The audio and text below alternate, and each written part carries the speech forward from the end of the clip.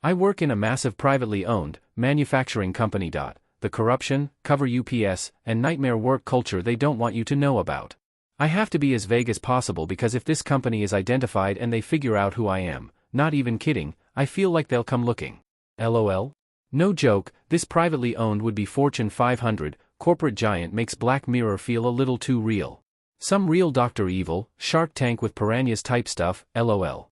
The company I work for is responsible for just about everything plastic. If it's plastic packaging, there's a good chance it passed through here. I live in a place so small it's not even a town, it's officially considered a village. No McDonald's, barely any businesses, and one massive factory that showed up about 20 years ago and just kept growing. What started as a laid-back, trustworthy workplace with great pay eventually expanded into multiple buildings and became the town's biggest employer. Then, after a major buyout, billions of dollars started flowing through, and everything changed.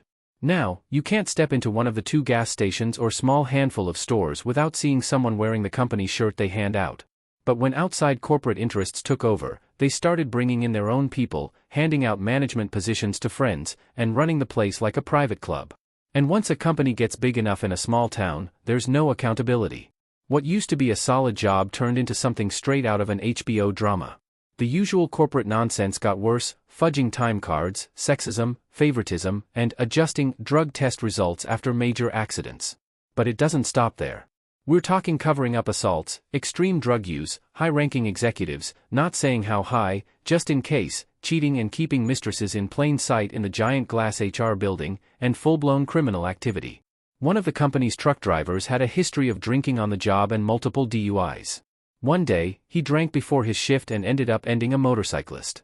After what I can only assume was a ton of money changing hands, it was swept under the rug. No company name in the news, just one vague article about a truck driver. In a town this size, that should have been the biggest headline of the year. Instead, nothing. When you work here long enough, you start to feel like they could make you disappear if you did something they didn't like. I'm not some high-ranking executive, I'm just a few steps above entry-level, still working on the factory floor.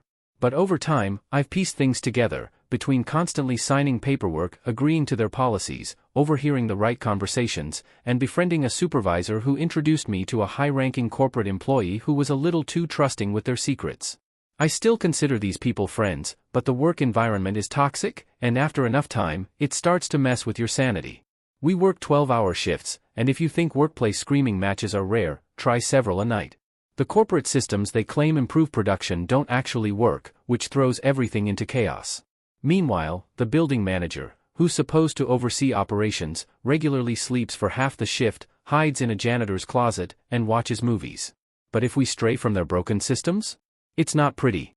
You can get written up for not wearing gloves while using a tape measure, and speaking up about only getting one 10-minute break in a 12-hour shift is a quick way to get fired, no questions asked.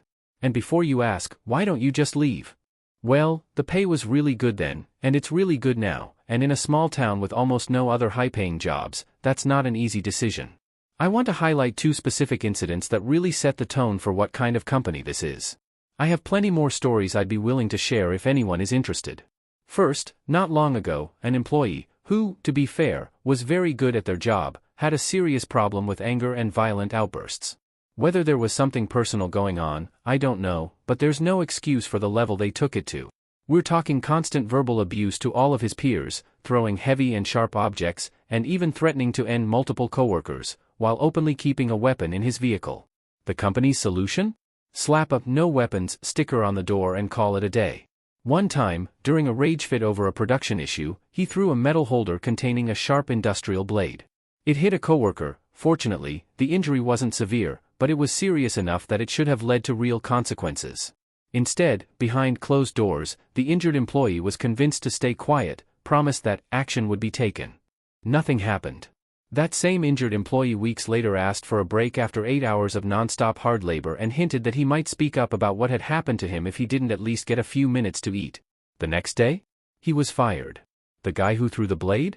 Still works here, no consequences. And the man who was fired? One of the hardest working, most respectable guys I've ever met.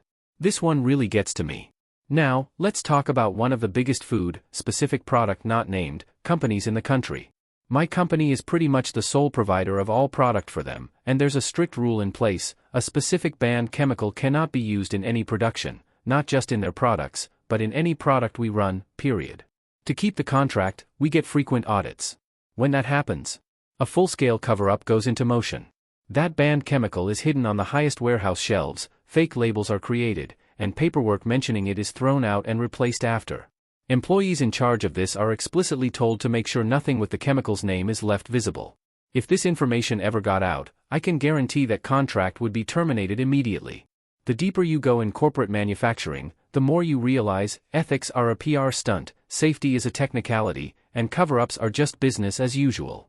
Sorry for the long read, but if you made it this far, I seriously appreciate it. Just had to get some of this off my chest.